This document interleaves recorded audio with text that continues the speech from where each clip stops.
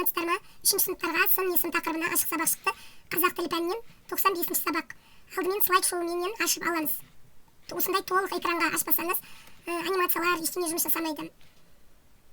Сіздерде жаңағы бөлім атақты тұлғалар деген. Сондықтан сонымен байланыстырып, осындай ахуал өлең жолдарын жаттатып қойыңыздар, бірге айтқызып шығыңыздар. Жырын оқып шаттанамыз, рухалық күш аламыз. Жамбыл ата жолымен биікке біз ұмтыламыз. Жырын Содан кейін топқа бөлінуді осындайды қосып қойдым. Өздеріңіз қараңыздар. Бұл жерде 21 оқушыға 7-7-7-ден 21 оқушыға арналған. Және де көп уақыт алмау керек бұл. Тез-тез. Бұл Абай Құнанбаев дейді да, үстін басады. Бір. Абылай хан 3-ші топқа кете береді. Тек бірінің арты бірін тұрғызып қойыңыздар да, жамырамасын. Кім екенін айтып отыра берсін орындарына. Бұл Жамбыл Жабаев, Ыбырай Алтынсарин, қазақтан шыққан ұлы ұстаз. Ахмет Байтұрсынов, Шоқан Уәлихан, қазақтан шыққан алғашқы ғалым. Осы кім екенін айтсын да отыра берсін. Кім екенін айтпай атын айтса да болады. Осылай басқызасыңыздар. Енді балалар, бүгінгі сабақта біз осындай тапсырмалар орындаймыз. Торсық әдісі бойынша өзіміз бағалап отырамыз. Кәнекей торсықтарыңызды қолдарыңызға алыңыздар. Енді ендеше үй тапсырмасынан бастаймыз. Бұл жерде өлеңнің қатесін жазу керек. Жаңағы бір-біріне беріп тездетіп тексеріңіздер де, ауызша бір балл беріп шыға қойыңыздар. Ал енді балалар, өткен сабақтарда не өтіп еді қайталайық. Ол үшін жаңағы мына атау қойып КМЖ-дан. Өткенде біреу әдістердің аттары жоқ дегесін бәріне ат қойып қойдым. Білім құрылысы әдісі бойынша өткен сабақты қайталаймыз. Затесін деген не? Айтады, құрылысшыға мына құрылыстың басына шығуға көмектесейік. Сұрақты басамыз. Айтып болғаннан кейін сұрақты басады. Негізгі туынды затесін деген не? Айтады. Келесі өздеріне басқызыңыздар. Етістік деген не? Болымды болымсыз етістік деген не? Үстінен басамыз. Кәнекей, енді жаңа баспалдаққа шығайық деп келесі слайд басып жібересіздер. Жаңа белесті бағындырайық. Кәнекей, балалар қараңыздаршы. Мына уже жаңа тақырыпты ашу, ой қозғау. Үлкен, кіші, жуан, жіңішке. Бұл заттың несін білдіреді? Көлемін, немесе несін білдіреді соның? Түрін білдіреді. Бұл түсін білдіреді. Қызыл, жасыл, сары, ақ түсін. Келесі жақсы, жаман заттың сапасын, түрін, түсін, сапасын. Келесі ащы, тұщы, қышқыл заттың дәмін білдіреді. Сонда заттың түрін, түсін, сапасын, дәмін, бәрін білдіретін, сипатын білдіретін сөздерді сын, есім дейміз деп осылай тақырыпты ашасыздар. Сабағымыздың мақсатымен таныс болайық. Сәлеметсіңдер ме балалар? Сәлеметсіңдер ме балалар? Бүгінгі оқу мақсаттарымыз: біріншісі, мәтін мазмұны бойынша пікір білдіруге бағытталған сұрақтар құрастырамыз және жауап береміз. Екіншісі, сөйлемнен сөз таптарын табамыз. Яғни бұл жерде сын есім табамыз ғой. Алдымен сын есім деген не? Кішкентай бір 30 секундтық мультфильм жей, бұл жасанды интеллект. Мынау қандай ел? Неге бәрі бірдей? Иә, олар бәрі бірдей, себебі олардың сипаты жоқ. Қарашы, енді бұл үлкен әдемі үй. Ой. Ал мынау жасыл биік ағаш, ал бұл қызыл тәтті ауа. Көрдің бе? Сын есім заттың сынын білдіреді, сын есім әлемді әдемі етеді. Осындай қысқа ғана 30 минуттық ой салатын мультфильм көрсетесіздер. Содан кейін ереже. Ал енді оқулықтағы ережеге қарайық. Біз бірінші, екінші сыныпта сын есімді өттік, солай ма? Бірінші сыныпта өтпеген шығар айтпақшы. Заттың сынын білдіретін сөздер деп өткен шығар. Заттың түрін, түсін, сапасын білдіретін сөздерді сын есім деп атаймыз. Сын есімдерге қандай, қай деген сұрақтар қойылады? Мысалы, сұлу, жақсы, таза, қоңыр. Енді ережені бір-екі балаға айтқызып, балалар, бүгін біз атақты тұлғалардың ішінде Жамбыл Жабаев туралы өтеміз. Танысамыз Жамбыл Жабаевпен. Алдымен Жамбыл Жабаевтың сендерге арналған өлеңі бар балаларға деген. Соны тыңдайық деп мына даканс айтқызаңыздар. 30 секунд па бірдеңе деген жазуға шығады ғой, тоқтап тұрсаң. Балалар, аманмысың шырақтарым, майсы көлге біткен құрақтарым. Жүрмесең сендесі тұра алмаймын, шын өмірлерің тұрған жайнап. Міне мына жерден 30 секундтан тоқтатасыздар. Түсіндім де мынау 175 жыл бірдеңе деп шығып кетеді. Так, кеттік. Ал енді олай болса, бірінші тапсырмаға келейік. Бұл ұжымдық жұмыс, барлығымыз орындаймыз. Алдымен оқиық деп, мәтінді түсініп оқы деп тұр ғой. Мәтінді түсініп оқытасыздар. Одан кейін мәтін мазмұны бойынша сұрақтар қоясыздар. Айтпақшы, бірінші оқытасыздар. Ал енді осы оқығанымызды түсініп алайық деп, мынау да жасанды интеллект. Мен ол ағашты көрмегелі 10 шақты жылдай болыпты. Жаяу баралық. Қасиетті ағаш қой.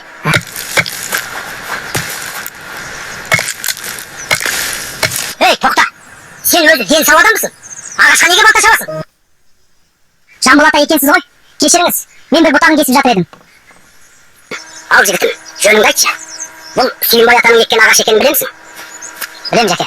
Біз ауылымыз болып бұл мәуелі ағашты қасиет тұтамыз. Қураған бұтағын кесіп тастаймыз. Күн ыстықта осы ағаштың көлеңкесінде дем аламыз. Балам, егер қураған бұтақ болса дұрыс-ақ екен. Бірақ әр істің жөнін біліп істеген дұрыс. Бұл егін Сүйінбай атаның қолымен отырғызылған ағаш. Сондықтан оған әркім жанашырлықпен қарауы керек. Мінекей осыны көрсетесіздер, дәл осы ғой, мен тек қорытынды сөз қосып жібердім. Енді мәтінде кімдердің аты аталды? Сүйінбай атаның. Сүйінбай ата деген кім? Жамбыл Жабаев туралы не білесіңдер? Осы туралы балаларға алдын ала мәлімет жинауға беріңіздер де, дерек көзден Сүйінбай туралы ақпарат жинап келіңіздер деп алдын ала беріңіздер. Кім айтады Сүйінбай ата кім деп? Немесе оқулықтың бетінде. Мәтіндегі сын есімдерді табу керек енді. Осы жерден сын есім табады. Қасиетті. Так. Осы жерден общем табады. Мінекей 4 балл беріледі. Мынаны жылыстыруды ұмытпаңыздар. Үй тапсырмасымен санағанда 5-ші балға келді. Енді жаңағы 46-шы жаттығуда Сүйінбай Аронұлы ақиық айтыс ақыны. 123-ші бетте мына жерде не бар? Қазір 123-ші бет деген тек қана мынанікі.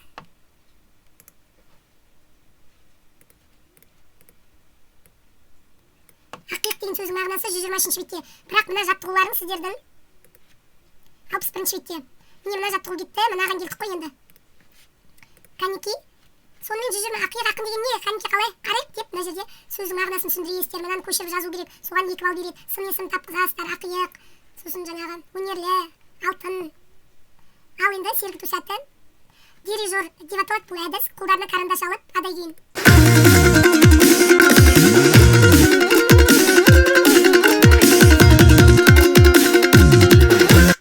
Қолдарына карандаш алып, осының дәл осындай етіп қимыл жасайды ғой дирижер. Қазақ тілінде нейро жаттығу болады, ол жазады, қолдар шаршайды деген сияқты. Ал енді 47-ші жаттығу, оқулыққа қарайық. Мынандай ұзын мыжың жаттығу. Міне мынау. Соны енді жазып отырмасын деп, негізі ауызша жаттығу өзде. Мынандай карточка дайындап қойдым. Мәтінді оқы ат қой дейді. Атын мына жаққа жазады, екі жұп. Яғни 2 адам бір мынаған. Сосын мына жерде бұл мәтіннің қай түріне жатады, ажыратады.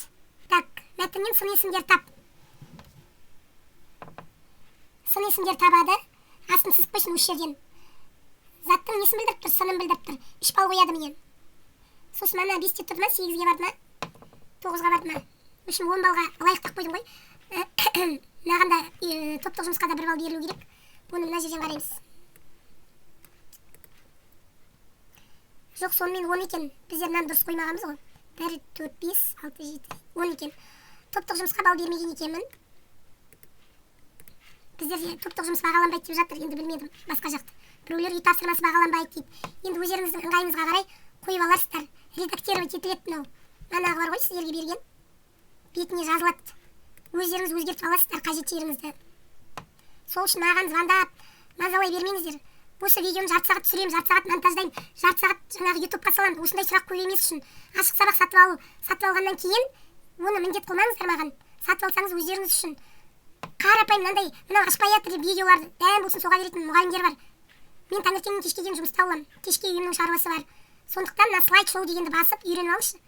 Қарапайым мұғалімдер білетін нәрселер бұлар. Енді амал жоқ айтуға тура келіп тұр, ренжімеңіздер. Бірінші топтың тапсырмасы мына жерге көп нүктенің орнына сын есімдерді қояды. Атақты тұлға, бірдеңе теңіз, шуақты күн, қызықты кітап. Так, екінші топ алманың түсі қызыл, дәмі тәтті, пішіні дөңгелек деген сияқты жазады, осы заттарды сипаттайды. Үшінші топ сәйкестендіреді, яғни әлсіз, қарама-қарсы болу керек қой. Мықты, жомарт, саран, қатты, жұмсақ, кең, тар, ұзын, қысқа, жіңішке, жуан. Үшін сәйкестендіреді. Содан кейін осындай жасанды интеллект ойын Geminiмен HTML ойын дейді. Үстін басамыз. Мынау сілтеме жаңағы. Басқаннан кейін свет нашар менде продолжить басып жібереміз. Мынандай бәйге шығады. Қазір сіздерге көрсетейін. 2 топқа 2 ойыншының аттарын жазалайсыздар. Сосын бірінші ойыншының аты мысалы Хамза. Екінші ойыншының аты мысалы Қолғанат. Балалардың аттары. Ал Хамза мен Қолғанатты жарыстырамыз, ойынды бастайық. Хамза баратта мысалы салмақты білдіретін сын есім ауыр. Қолғанат баратта заттың сынын, сын есім нені білдіреді? Заттың сынын, сапасын. Міне мына көрдіңіздер ме? Жарыс. Ережесінде бірінші болып 10 сұраққа дұрыс жауап берсе жеңеді. Немесе топтың атын қойсаңыздар болады, топтың атында. Сосын бірінен соң бірін қойғызып, бірден жарыстырсаңыз болады. 2 адам жарыспайды, топпен жарысады, айтпақшы. Енді бұл топ болмай-ақ бірінен соң бірін жарыстыра берсеңіз болады қалай. Бөлінбей ақ та, сен мына жерге тұр, сен мына жерге тұр деп. Сосын аналар орта жағына келгенде, кәне сен отыр, анау шық деп. Енді бұл қызықты ойын, енді балалар қызығына қоймай тағы ойнайық дейтін болады. Мына ойнай, мынау сілтеме.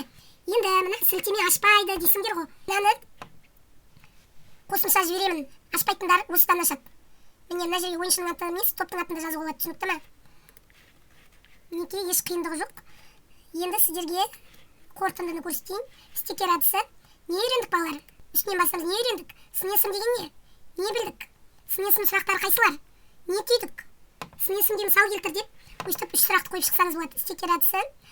Мынаны ойынды соңғы жағына қойып, уақыт қалса ойнаймыз деп аттап кетсеңіз болады. Енді жағдайыңызға қараңыз. Соңғы жағына келгенде сабақтың жанталасатын әдетіміз бар ғой. Балалар, бүгін біз осындай тапсырмалар орындаған едік. Торсық бағалауды қарап шығайықшы. Кім қанша балл жинады?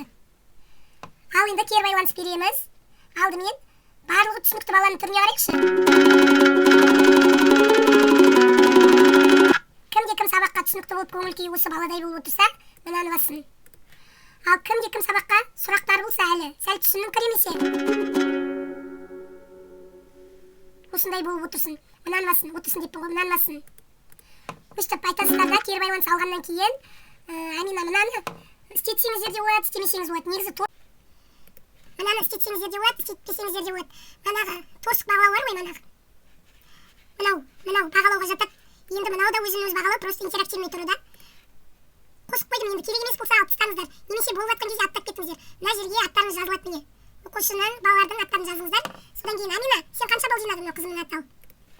Осылай кері байланыс жасап болғаннан кейін бағалауды ашамыз. Оқушылардың аттарын жазамыз осы жерге. Мысалы, Амина.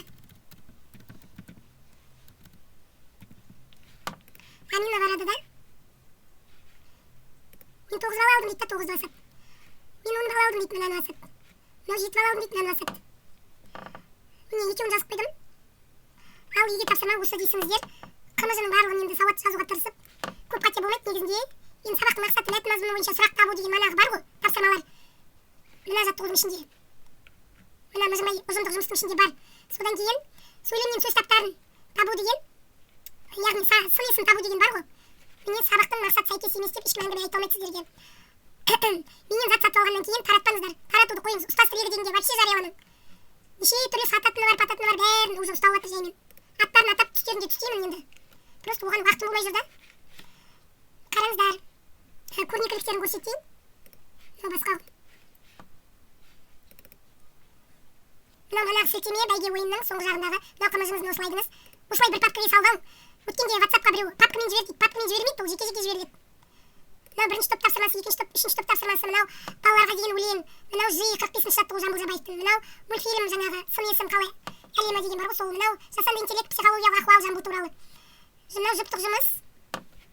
Манағы бір рет кешеу шығады. Топтық жұмыс А3 плакатқа шығарыңыздар. Печатьті басамыз, мінекей. Кімде жоқ болса, А3 принтер жоқ болса да, сосын параметрді басамыз. Свойства принтерін басамыз. Многостраничность деп тұрған жерге плакат 2/1 деп басып жібереміз да, окейді басып жібереміз. Түсінікті ма? Енді менің өзімде А3-де бар, А4-де бар. Сондықтан жаңағы маған қажет емес ол. Бірінші топ, екінші топ, үлкен кәдімгі А3 форматқа шығарыңыздар. Көрнекті болсын. Сол затты лақтырып тастамай жинап сақтап қойыңыздар. Панорамалық сабақ бергенде қажет болады. Оқушылардың жазған жұмыстарында сақтап қойыңыздар, бір 3 жылға дейін сақтап қойыңызшы. Мынау торсық әдісі, бағалау бір ретте екеу кетті екен. Мынаның орнына өзіңізде бағалау егер болатын болса, домбыра, соны қойсаңыздар да болады. Маған өзгертіп беріңіздер деп жазбаңыздар. Мен тек дайын жұмыс сатамын. Мына жерлерге домбыраның суретін қойып аласыз. Ештеңе өзгертпеймін, дайын жұмыс сатамын. Қажет жерлерді өздеріңіз өзгертіп аласыздар. Сау болыңыздар, сабақ қажет болса номерім қалдырамын, жаза қойыңыздар.